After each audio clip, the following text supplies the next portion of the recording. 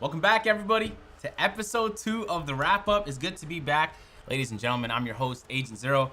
We got an action-packed one here today. Of course, we just wrapped up a 3-day session of NBA 2K League action. The season finally began. There's a lot to talk about. I'm going to be reading the chat, so feel free to jump in at any time. Throughout this stream, we're going to talk to the one and only, my guy, Dirk the Caster. I'm excited for that, and the Raptors Uprising guys. So if you guys have questions for either of them you want me to bring up during the interviews, then feel free to drop them in the chat. I'll be reading it. But before we get to that, we're just going to chill for a bit, let everybody kind of just cool in. It's been a long night, right? It's been some exciting games, and I caught, I'd say, almost every single one of them. And in the background, I'm using Kyrie Irving, of course, to showcase my amazing dribbling abilities against Trae Young. How's it going, chat? What's going on, y'all? You guys can ask questions, do your thing. And over the course of it, I'll have proved to you guys that I am indeed a decent dribbler now in NBA 2K19. That wasn't ever my forte, but it is going to be now. Yeah, man, so there was a lot that went on. There was some teams that had some double headers as well. So, I mean, I think it was... And interestingly, and it kind of just hit me as I was watching it today, I think Dirk was the one who brought it up. There's more teams this year, but only 8 are making it into the playoffs. So the Raptors Uprising had a rough start. Of course, they went 0 for 2 in their games. But unlike last year, it's going to be even harder to get into the playoffs if you get off to a rough start this year because there's more teams competing for it. And some of the teams, like the Timberwolves, man, they look really, really nice. You see me in the post. The post moves haven't changed since 2K17, so I don't even really need to practice those. Just hit him with a 1 post fade and a 2 drop step. Every single time it's going to work. Easy. I don't know what difficulty it's on.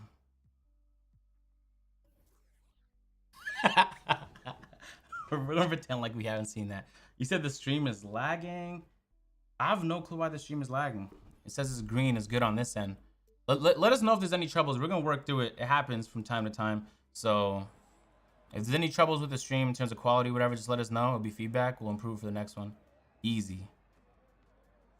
It could be because my internet's just been bugging the last couple days, to be honest. And one.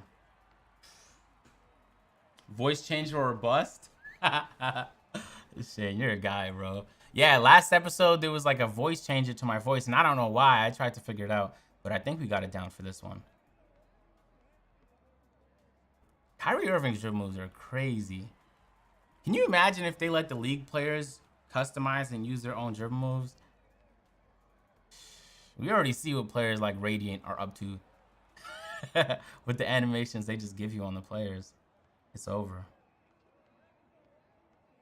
It's better now? All right, yeah, just keep us updated. Give us some feedback throughout the stream. We're going to work to improve as much as we can week over week. And I've been enjoying using that hop step. All right, so check this out. I've noticed I've been playing a little bit more Pro-Am recently, and so maybe I'm just getting hip to it now. But I've been noticing it definitely in the league. There's plenty, there's teams that's whole game plans is designed around being able to alley-oop. I remember, like, I believe it was in 2K15, the alley-oop was incredibly overpowered. And so they nerfed it. And for 2 straight 2Ks or 3 straight 2Ks in a row, the alley-oop was just, it wasn't the move whatsoever. You would just always overthrow it, even if you had a playmaker. But it seems like this year it's back, man. I've been seeing damn near every team throw it up on pick and rolls. And they're not afraid to do it. I was playing Prime yesterday, and I was a sharpshooter. I was guarding like a 7-foot player, and he would just run to do alley-oops the entire game, and there's nothing I could do about it. It's crazy. Clean. And 1. The defense is too good, and no one can shoot. It's not even necessarily that the defense is too good. I don't think so, at least. It's that every team is running at least 1 lock, and some of them are running 2 locks. And so, yeah, Lockdown's defense is going to be insane regardless. But, yeah, we saw even the Raptors, they didn't run 2 locks this week, even though they did it in the tip-off tournament and it had some success for them. I guess, like, the problem is once you have 2 locks on the floor is how are you going to manage to score without the shooters? You know, I haven't got a chance to play on this year's league build yet, so I can't even speak through experience on what the shooting is like. But I'm gonna get there. I'm gonna go to Raptors. Last year, what I did was I went to the Raptors Uprising house and I just played some of the guys, and that was before the patch though, so I didn't get a chance to play after the patch. But you could tell, bro, if some of those competitive players are missing shots, can you imagine what the average guy's gonna be like on those sliders? Anyway, just in a moment, we're going to kick it over and do the interview with Dirk. Just give me one more chance to score a bucket here on Trae Young. Behind the back, pro hop. That's my move. That's my move. All right, we're going to switch it over, do the interview with Dirk, my guy. I have a lot of questions I want to ask him. And it's been like a couple weeks since we talked, so I'm going to get to him. I'm not going to talk to Adrian. We're playing WR. Dirk, how are you doing? Can you hear me? Dirk, can you hear my voice right now? Can you hear me? Oh, there you are. Yeah, there's a lot of like latency, but I do hear you. I can hear you. Got me? You and the word latency gets thrown around way too much. Yeah, so yo, I don't know if you noticed it, but there's like a 3-second delay, so we're just gonna have to make it work. It's kind of like in a news broadcast when they kick it over to a guy all the way across the country. Anyway, Dirk, how's it going, my guy? This is the first day of NBA 2K League action. How you feeling? I mean, it's going good. I think the gameplay it's so great this year, obviously compared to what a lot of people saw last year. But the opening, it's really an anybody can win type league setting right now. There really hasn't been a team who have looked so dominant that they could never ever be beat. So yeah, I mean, since the tip-off tournament coming to the regular season, everything's going good here in the studio. A lot of the players are enjoying it. A lot of the rookies are enjoying the FaceTime. We got new monitors right above where these guys are playing. So every single time now they're looking up, and they'll sit there and they'll look at the camera, maybe like throw a quick plug to Scuff or something like that, or just do something funky. All right, man. So you watched all season 1, all season 2, of course, because you're casting it. Is there any player you've seen in season 1 that came back in season 2, but is a completely different player?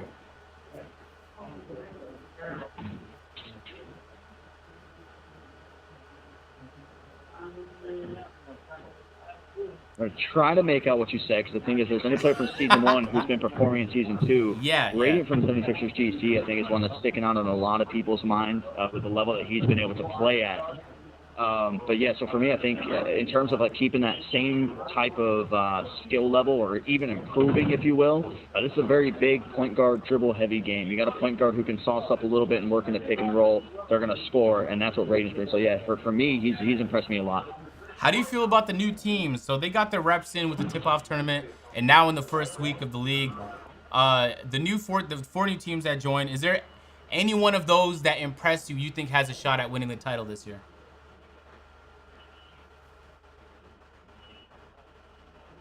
Winning the title, I think it might be a stretch this early in the season to say, but in terms of who looks most impressive, I think you have to give it to Nets, because they just got off to a 2-0 start. So I think that's where a lot of eyes are turning. But in terms of the expansion teams being championship contenders, who knows at this point? Like I said, anybody can win in this league. We'll have to figure out more towards like halfway through the season if we start to see a team, that starts to really dominate, starts to get on these big runs to where somebody becomes the villain and everybody just has the target on their back. Right now, that team is 76ers GC, and so we'll have to see how that matchup goes. But there's a lot of even sleeper teams who people didn't expect to do good, like Bucks Gaming, who also got off to a 2-0 start. Yeah, how do you feel about like the personalities in the league? Do you think there's anybody in the league that's like shining bright, that is like very entertaining, that you can see becoming kind of like that guy in the league? I've seen a lot of even guys who are from Season 1 coming to Season 2 whose personalities have just changed. I think a lot of the confidence, obviously, going to the off season, if you weren't retained, there's a lot of pressure and a lot of stress on you. It's like, why am I going to be back? So there's definitely a lot of guys from Season 1 who now in Season 2, it's like they've had this like new mentality and this new swagger about them. But also the rookies, and the one rookie everyone's been talking about because of the clips that have gone viral is Bear the Beast from Timberwolves Gaming. And so he's kind of been the one rookie I think a lot of people are going to have their eyes on. But you can only be the face if you're performing, and they start to pick things up a little bit, but they've looked pretty hit or miss. But I think in terms of rookies, that's definitely the one.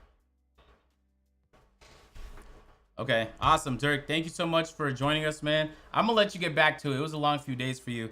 And I look forward to seeing you cast the next week, man.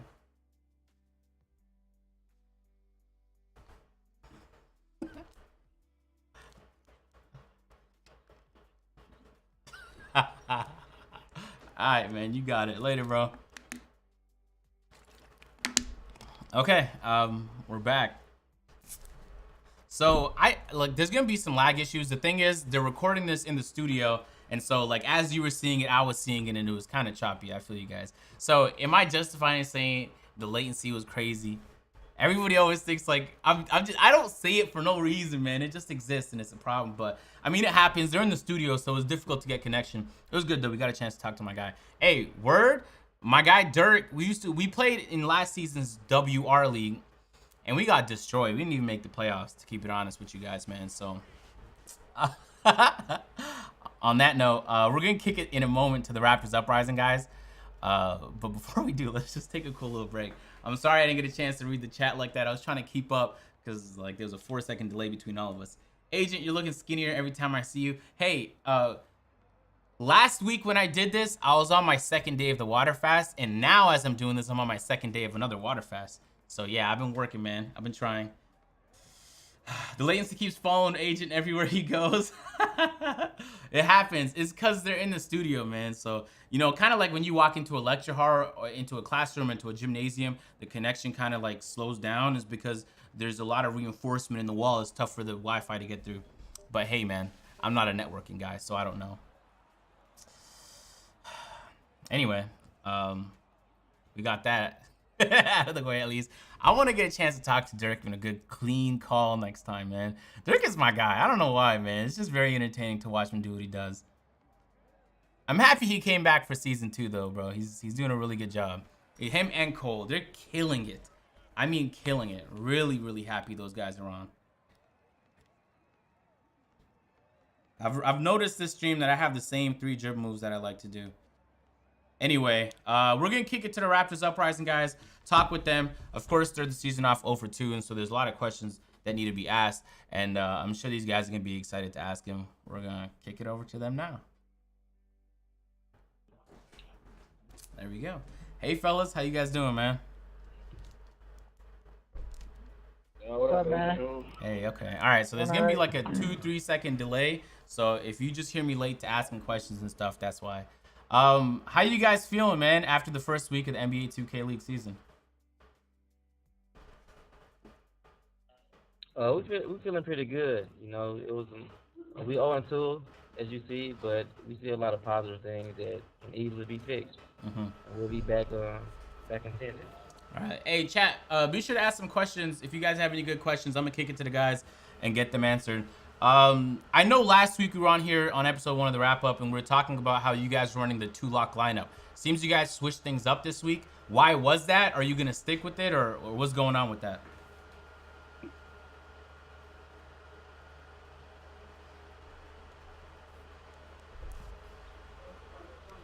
We basically switched because we was struggling offense, so we tried to get like an extra shoot out there to help take pressure off Dozer. And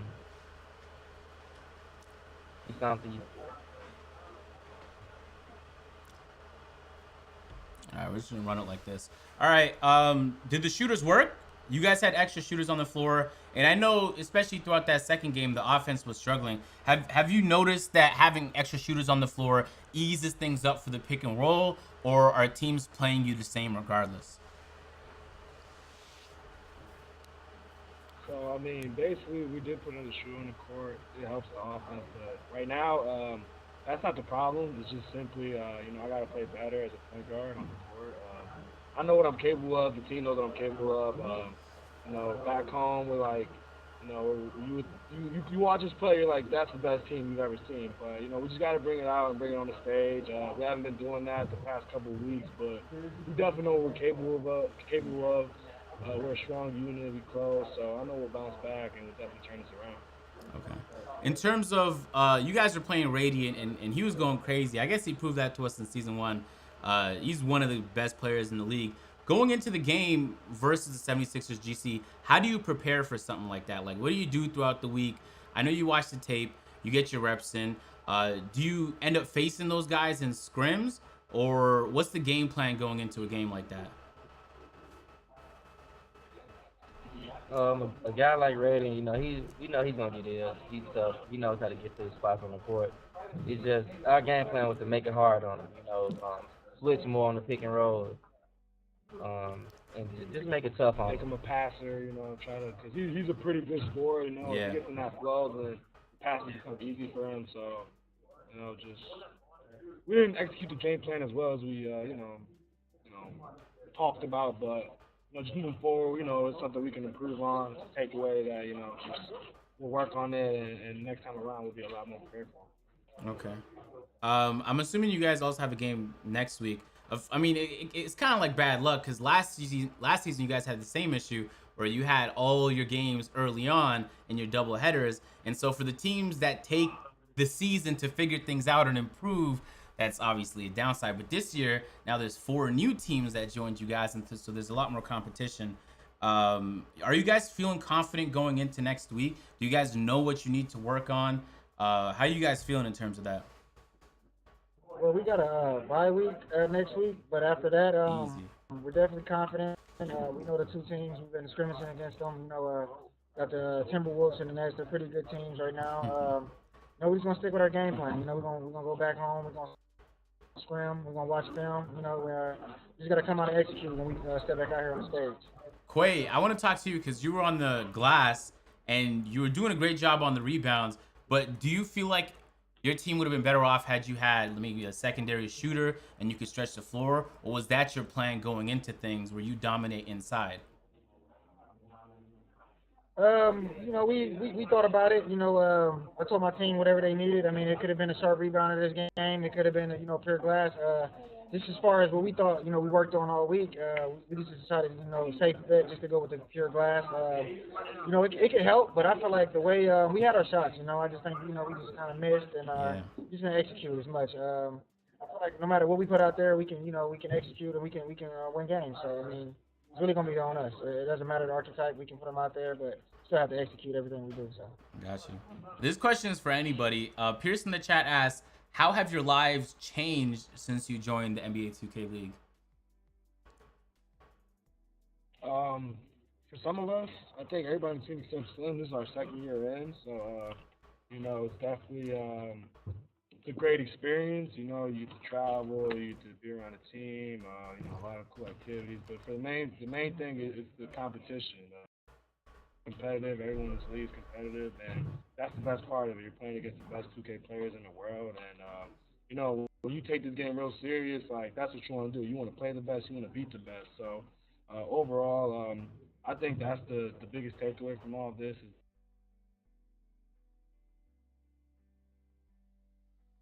Oh, the whole stream just cut off. We're gonna give it a moment. Oh, there we go. Okay, all right. Sorry, the feed just cut off. We missed the last bit of your answer. Did y'all hear that?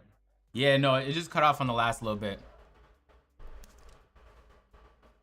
Yeah, but just overall, it's the competition, man. All of you, everyone watching, I'm pretty sure y'all are big 2K fans, and y'all know how that is. You play somebody really good, you're in a close game, there's no better thrill than that when you're in those close games, going against, another great team, and it's real competitive. All right. Those are the best moments of all this, and I think we all agree with that. Awesome. Anyway, thanks guys for joining me. I know it's a rough week, especially on a doubleheader. You would have liked to at least split one, but at least you got to bye next week. You get some time to bounce back, improve, get your scrims in. Good luck on the week coming back, and I guess we'll talk then, guys. Yeah, for sure. We're gonna be back. Appreciate it. Appreciate it.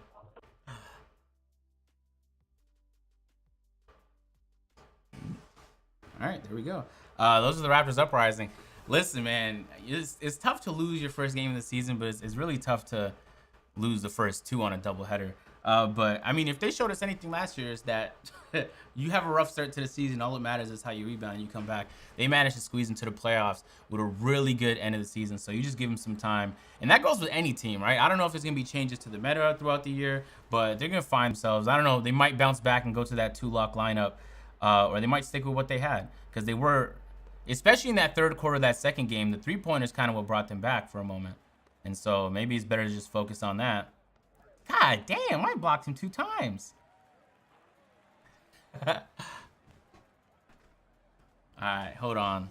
For the guys, I got the badge on me. Let's see how many ankle breakers I can get.